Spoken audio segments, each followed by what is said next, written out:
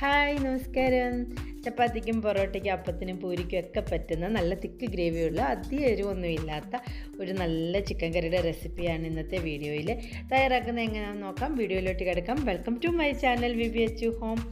ഞാൻ 1 kilo chicken ഒരു പാത്രത്തിലേക്ക് ഇട്ട് കൊടുക്കുന്നുണ്ട്. ഇതൊന്ന് മാഗ്നേറ്റ് ചെയ്യാനായിട്ട് നമുക്ക് മസാലപ്പൊടികൾ ആദ്യം ചേർത്ത് കൊടുക്കാം.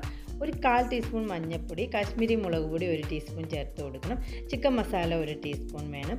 ഗരം മസാല ഒരു 1/2 ടീസ്പൂൺ, ഇഞ്ചി വെളുത്തുള്ളി പേസ്റ്റ് 1 ടീസ്പൂൺ ചേർത്ത് കൊടുക്കുന്നുണ്ട്. തൈര് ഒരു 1/4 കപ്പ് തൈര് ചേർത്ത് കൊടുക്കുന്നുണ്ട്. ടേസ്റ്റിന് ആവശ്യമായിട്ട് ഉപ്പും കൂടെ ചേർത്ത് കൊടുത്ത് നല്ലതുപോലെ മിക്സ് ചെയ്തെടുക്കണം. തൈരും മസാലപ്പൊടികളും എല്ലാം കൂടെ ചിക്കന് നല്ലതുപോലെ പുരട്ടി യോജിപ്പിച്ചെടുക്കണം. ഒരു അരമണിക്കൂർ ഇതാദ്യം ഒന്ന് റെസ്റ്റ് ചെയ്യാനായിട്ട് വെക്കാം. ബാക്കി ഇൻഗ്രീഡിയൻസ് തയ്യാറാക്കാനായിട്ട് ഒരു പാനിലേക്ക് 1.5 ടേബിൾ സ്പൂൺ കുക്കിംഗ് ഓയിൽ ചേർത്ത് കൊടുക്കുക.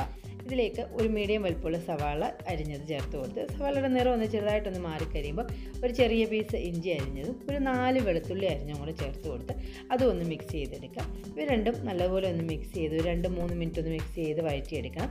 ഇതിലേക്ക് ഒരു തക്കാളി ചേർത്ത് കൊടുക്കുക.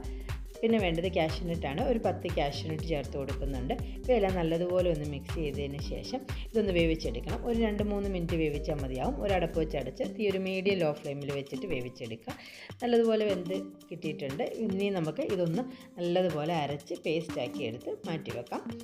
ഇനി നമുക്ക് ചിക്കൻ തയ്യാറാക്കാനായിട്ട് ഒരു പാനിലേക്ക് 2 ടേബിൾ സ്പൂൺ കുക്കിംഗ് ഓയിൽ ചേർത്ത് കൊടുക്കുന്നുണ്ട്. നമ്മൾ മാഗ്നേറ്റ് ചെയ്ത് വെച്ചിട്ടുള്ള ചിക്കൻ ഇട്ട് കൊടുക്കുക.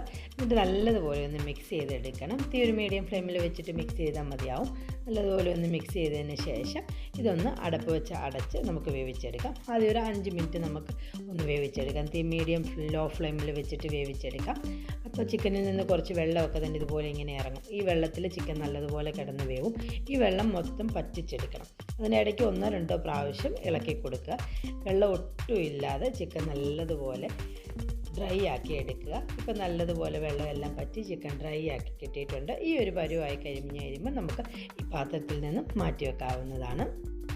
അതേ പാനിൽ തന്നെ 1 ടേബിൾ സ്പൂൺ ഓയിൽ ഒഴിച്ച് കൊടുക്കുന്നുണ്ട്. കുക്കിംഗ് ഓയിൽ ചേർത്ത് കൊടുക്കുന്നുണ്ട്. ഒരു 2 പീസ് ബട്ടർ കൂടി ഇട്ട് കൊടുക്കുക. ബട്ടർ ഒന്ന് മെൽറ്റായി കഴിയുമ്പോഴത്തേക്കും ഇതിലേക്ക് ചേർത്ത് കൊടുക്കുന്നത് നമുക്ക് 2-3 കറുവപ്പട്ട, 2 ഗ്രാമ്പു, 2 ഏലയ്ക്ക, ഒരു ബേ ലീഫ് കൂടി ഇട്ട് കൊടുത്ത് അത് നല്ലതുപോലെ ഒന്ന് ചൂടായി കഴിയുമ്പോൾ ഒരു സവാള ചെറുതായിട്ട് അരിഞ്ഞതും കൂടി ചേർത്ത് കൊടുത്ത് സവാള ഒരു ഗോൾഡൻ കളർ ആവുന്നിടം വരെ നല്ലതുപോലെ വഴറ്റിയെടുക്കണം. ഇടയ്ക്കിടയ്ക്ക് തീ ഒരു മീഡിയം ലോ ഫ്ലെയിമിൽ വെച്ചിട്ട് വഴറ്റിയാൽ മതിയാവും. ഇടയ്ക്കിടയ്ക്ക് ഇളക്കി കൊടുക്കുക. സവാള ഇപ്പോൾ നല്ലതുപോലെ വഴണ്ട് കിട്ടിയിട്ടുണ്ട്. ഇതിലേക്ക് നമുക്കിനി മസാലപ്പൊടി ചേർത്ത് കൊടുക്കാം. നമ്മൾ ചിക്കൻ മാഗ്നേറ്റ് ചെയ്തപ്പോൾ കുറച്ച് മസാലപ്പൊടി ചേർത്താണ്, അതുകൊണ്ട് അതിനനുസരിച്ച് ഇപ്പോൾ ചേർത്താൽ മതി. മഞ്ഞൾപ്പൊടി ഒരു 1/4 ടീസ്പൂൺ ചേർത്ത് കൊടുക്കുക. കാശ്മീരി മുളക് പൊടി 1 ടീസ്പൂൺ ചേർത്ത് കൊടുക്കുന്നുണ്ട്. മല്ലിപ്പൊടി 1.5 ടീസ്പൂൺ ചേർത്ത് കൊടുക്കുന്നുണ്ട്. ചിക്കൻ മസാല 1 ടീസ്പൂണും ഗരം മസാല ഒരു 1/2 ടീസ്പൂൺ ചേർത്ത് കൊടുത്താൽ മതിയാവും.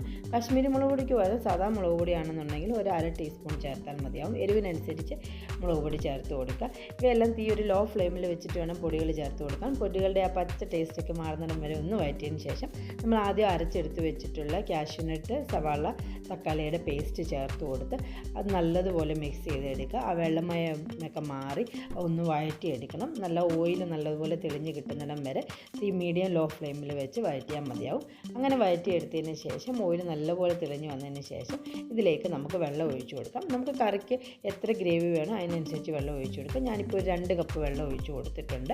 ടേസ്റ്റിന് ആവശ്യമായിട്ട് ഉപ്പും ചേർത്ത് കൊടുക്കുക. ചിക്കൻ നമ്മൾ ഉപ്പിട്ട് വേവിച്ചായതുകൊണ്ട് അതിനനുസരിച്ച് ഉപ്പ് ചേർത്ത് കൊടുക്കുക. എന്നിട്ട് നല്ലതുപോലെ മിക്സ് ചെയ്ത് ഒരു 2 മിനിറ്റ് ഒരു അടപ്പ് വെച്ച് അടച്ച് ഈ ഗ്രേവി ആദ്യം ഒന്ന് തിളപ്പിച്ചെടുക്കണം. ചിക്കൻ്റെ ഗ്രേവി നല്ലതുപോലെ തിളച്ച് കിട്ടിയിട്ടുണ്ട്. ആ ബട്ടറിൻ്റെയൊക്കെ മസാലയുടെയൊക്കെ നല്ലൊരു സ്മെല്ല് വരുന്നുണ്ട്. നമുക്കിനി ബാക്കി ഇൻഗ്രീഡിയൻസ് ചേർത്ത് കൊടുക്കാം. കുക്കിംഗ് ക്രീം ഒരു 3 ടേബിൾ സ്പൂൺ ഞാൻ ഒഴിച്ച് കൊടുക്കുന്നുണ്ട്. പിന്നെ ഇതിലേക്ക് ചേർത്ത് കൊടുക്കേണ്ടത് നമ്മൾ വേവിച്ച് മസാലയൊക്കെ പുരട്ടി വേവിച്ച് വെച്ചിരിക്കുന്ന ചിക്കനാണ്. ചിക്കൻ ഓരോ പീസായിട്ട് ഇട്ട് കൊടുത്തതിന് ശേഷം നല്ലതുപോലെ മിക്സ് ചെയ്തെടുക്കുക. ചിക്കൻ നമ്മൾ മസാലയൊക്കെ പുരട്ടി വേവിച്ചായതുകൊണ്ട് നമുക്ക് അതേസമയം ഇനി ഇട്ട് കുക്ക് ചെയ്യേണ്ട ആവശ്യമില്ല.